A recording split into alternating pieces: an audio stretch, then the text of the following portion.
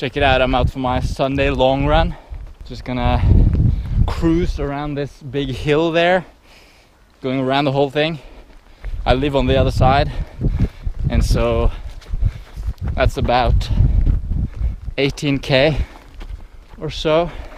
Just easy running today, even hiking on the uphills, just getting time on feet. And I wanted to ask you guys a question.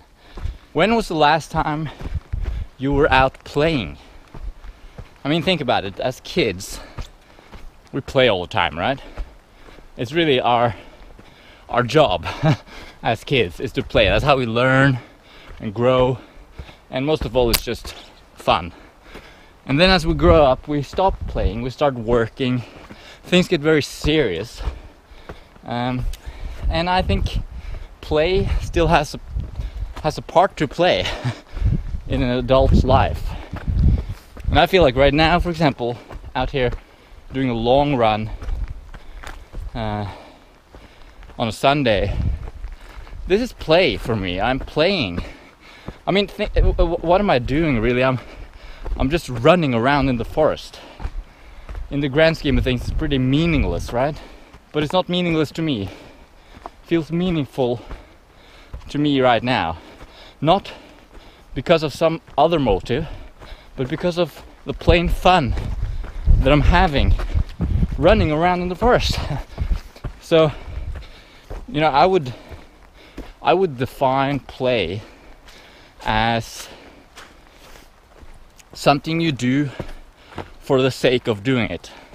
When you do something just because you want to do that, that's play.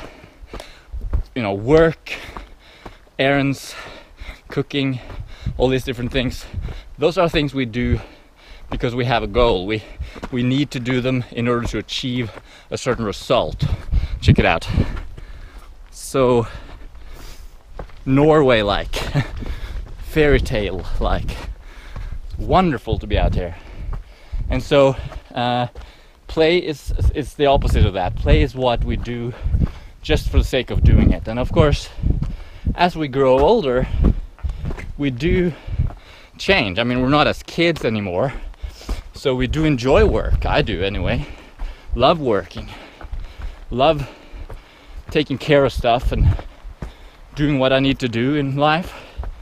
And of course, a lot of times people will say that, well, you know, what I'm doing right now is structured play.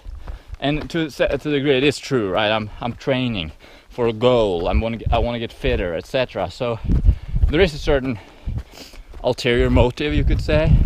But if you think about it, even kids play is fairly structured. They decide, now we're gonna play this game, and then they do that. Or now they're gonna, I don't know, play in the sandbox, and then they do that and pretend it's real.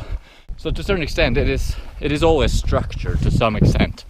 And of course, if you don't have high goals like I do for my training, you could just go out and run randomly around with no aim, and that's fine too. And speaking of which, random, I am now lost, so I need to get back to my little note about where to take a left and where to take a right and all that stuff.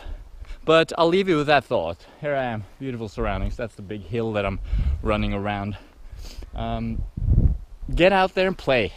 And the best way, I would argue, the best way to get out there and play is running or cycling or kayaking or some kind of fitness, even lifting weights, really. It's just about using your body, being out, moving. Your movement is really at the essence, I think, of play. Look at kids playing. It's really a movement game, really. Of course, there's computer games, etc. as well, which is for the mind, and that's fine too. But get out there, move your body, play. And if you're interested in running, of course, you should check out my running channel.